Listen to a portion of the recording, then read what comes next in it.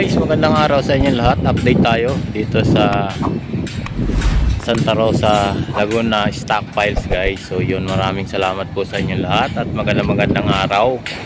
So yun, nandito naman tayo, no, update tayo no, sa roller truck nila guys na ina-assemble doon sa bandang dulo na yun guys. Ayun no, ayun, may dalawa ng roller truck doon na assemble guys, yung yun yung dalawang dilaw na nakatayo na yung guys. So yun, maraming salamat po sa inyo lahat at sa walang sawa ninyong pagsubaybay sa aking YouTube channel. Yan, nandito naman tayo sa stockpile area nila guys na napakalaki at napakaluwang, no, ito yung kanilang area ngayon, no. Yan, merong excavation, no, meron naman silang binubuhos ang gutter. Ayan guys, so yan, no, meron naman silang naka-prepare na bubuhusan. Ayan, hanggang doon po yan sa may dulo. So hindi natin alam yan kung ano yung para saan yung gutter na yan guys na bubuhusan. Katulad nito sa kabila guys, ayan o, yung area. Ayan o, yung area nila na binuhusan na gutter. Ayan, yan may buhos na yan na runway ng mga delivery nila guys. So yun, thank you very much po sa inyong lahat, no? At andito naman tayo para alamin kung ano yung kanilang activity, no, dito sa banda rito guys, sa may harap natin. Yan yung may boom truck na nakatayo. Yan, may ang activity nila dito guys ay ayan, binabaklas na nila yung mga pinolik na sa poste yan guys. So yung mga tao na nagbabaklas, ayan, binabaklas na nila guys. So yan yung activity nila ngayon dito ng araw. Ayan, medyo mahangin, pasensya na kayo. So sa kanilang warehouse, ayun, walang pero may tao sa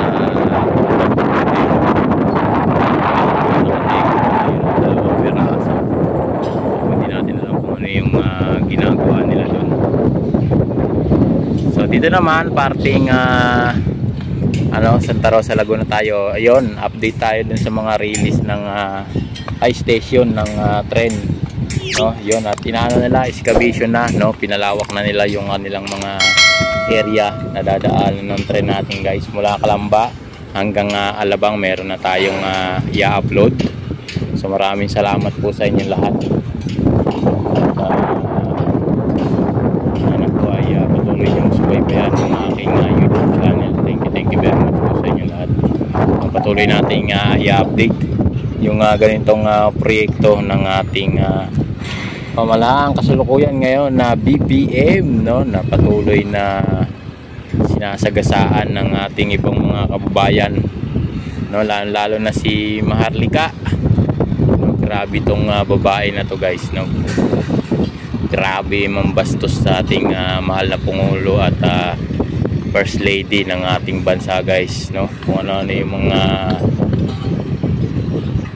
sinasabi na hindi karapat dapat, no. Hindi natin alam kung ito ba ay itong tao na to ay may matinupang pag-iisip at nakakahiya, no. Unang-una Pilipino pa naman siya.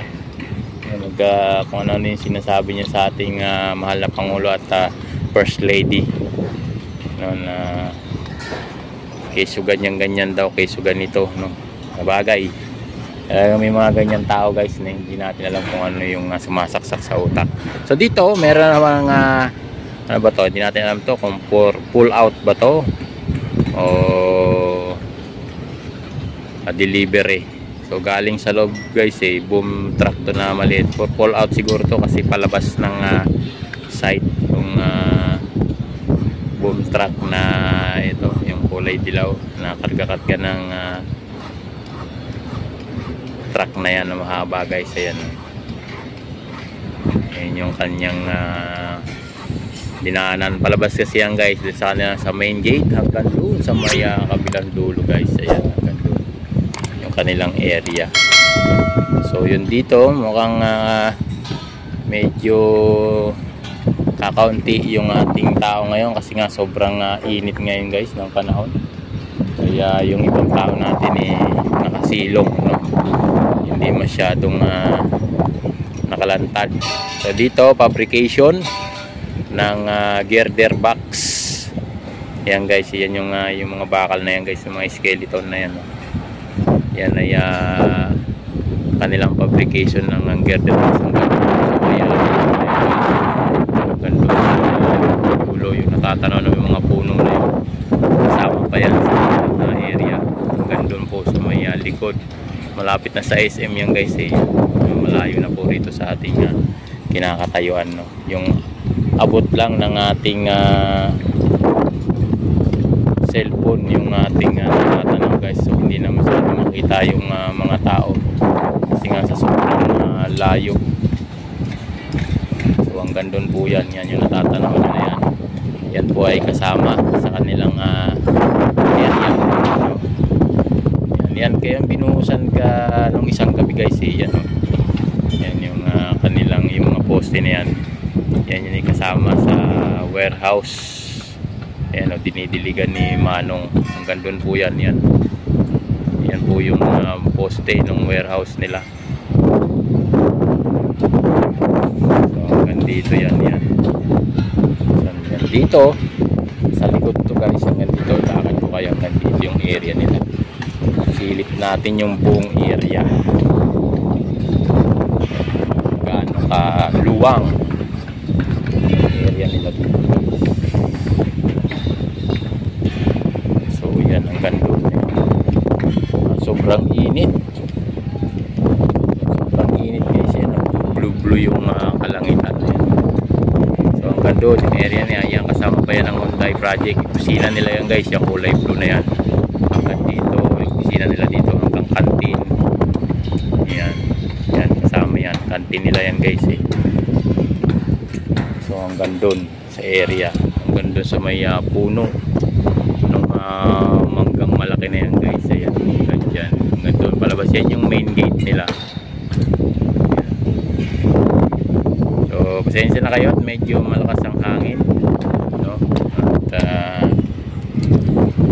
nandito kasi tayo sa tuktok ng ating building.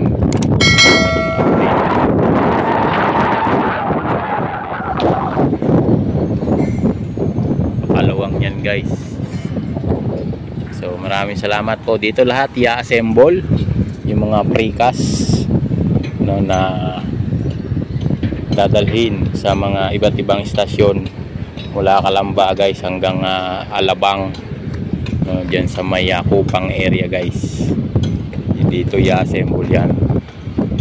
So dito natin makikita yan, ilalabas guys. I-update din natin kayo. So ayun na yung truck kanina guys na may kargang boom truck. Ayun, doon yung main gate nila yan, no?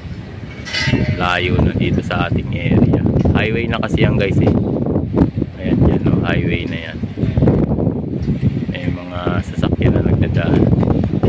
Lumalabas na yan guys. Ayan, no? Highway na kasi yan.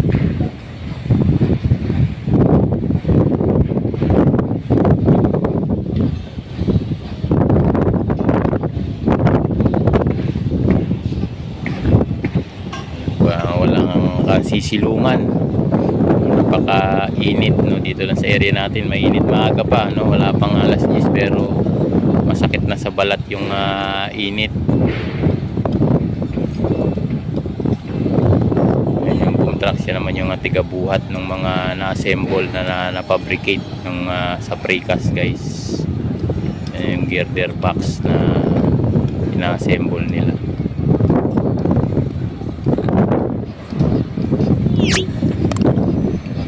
Sa area na yun. So yun, maraming salamat po sa inyo lahat at ako'y magpapaalam na. Hanggang dito na lang. Bye bye po at maraming salamat po sa inyo lahat.